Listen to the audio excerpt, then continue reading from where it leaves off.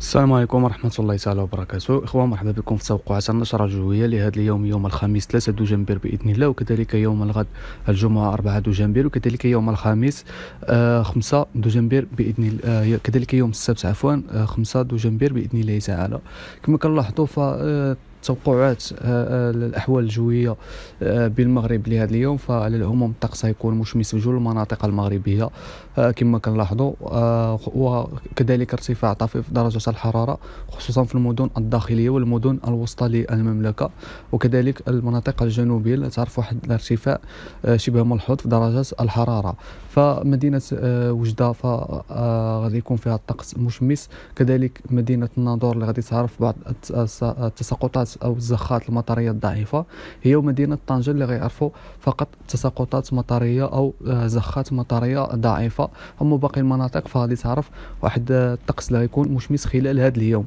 أما يوم الغد وكذلك يوم السبت يعني الأجواء المغربية تعرف تساقطات مطرية مهمة خصوصا في المناطق الغربية والداخلية للمملكة. فدرجة الحرارة بإذن الله فغادي تعرف مدينة وجدة 17 درجة خلال فترة الصباح و7 درجات في فترة المساء، كذلك مدينة الناظور 18 درجة في الصباح و12 درجة في المساء، كذلك مدينة الرباط 20 درجة في الصباح و13 درجة في المساء، مدينة الرشيدية 17 درجة خلال فترة الصباح و8 درجات خلال فترة المساء، مدينة أسفي 19 درجة خلال فترة الصباح و15 درجة خلال فترة المساء، كذلك مدينة أكادير ومدينة مراكش غادي يعرفوا 21 درجة خلال فترة الصباح وخلال فترة المساء 11 درجة في مدينة مراكش و12 درجة في مدينة أكادير. مدينة العيون غادي تعرف 22 درجة خلال فترة الصباح و15 درجة خلال فترة المساء، كذلك مدينة الداخلة 20 درجة خلال فترة الصباح و16 درجة خلال فترة المساء. فعلى العموم فالأجواء غادي تكون شبه حارة خصوصا في المناطق الجنوبية للمملكة بإذن الله تعالى. نمشيو نشوفوا توقعات اليوم الغد وهو يوم الجمعة 4 دجنبر.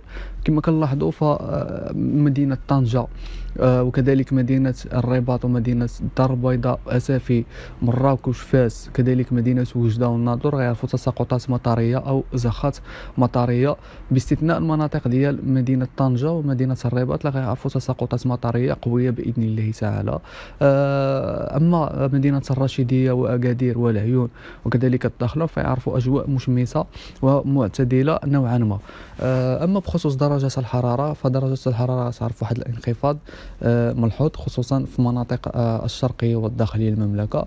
فمدينة وجدة 15 درجة خلال فترة الصباح و8 درجات خلال فترة المساء، مدينة طنجة 17 درجة خلال فترة الصباح و9 درجات خلال 9 ديال الدرجات خلال فترة المساء، مدينة فاس 13 درجة خلال فترة الصباح و8 درجات في المساء، كذلك مدينة الدار البيضاء 18 درجة خلال فترة الصباح و14 درجة خلال فترة المساء، مراكش 17 درجة و11 درجة في المساء، كذلك مدينة العيون 21 درجة خلال فترة الصباح و15 درجة خلال فترة المساء، والداخلة 21 درجة خلال فترة الصباح و15 درجة خلال فترة المساء. فعلى العموم الأجواء في المناطق الشمالية والوسطى الغربية للمملكة تكون ممطرة نوعا ما، وبعض الزخات المطرية اللي غتعرفها المناطق الشرقية. أما بخصوص يوم السبت 5 دجنبر فالأجواء المغربية غادي تعرف تساقطات مطرية قوية خصوصا هاد المدن هذه اللي غادي نذكر: مدينة وجدة، مدينة الناظور، مدينة طنجة، مدينة الرباط،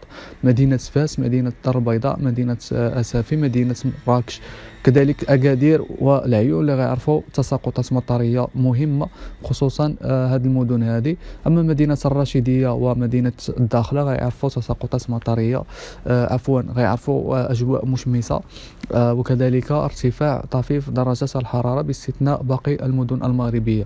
كذلك درجات الحرارة لا تعرف واحد الانخفاض اللي هو كبير، ف 10 درجات خلال فترة الصباح في مدينة وجدة و5 درجات خلال فترة المساء، مدينة فاس 7 درجات خلال فترة الصباح و4 درجات خلال فترة المساء، وهي المدينة الوحيدة اللي غتعرف واحد الانخفاض كبير في درجات الحرارة بإذن الله. كذلك مدينة الرباط 14 درجة خلال فترة الصباح و5 درجات خلال فترة المساء. مدينة مراكش 13 درجة في الصباح و9 درجات في المساء.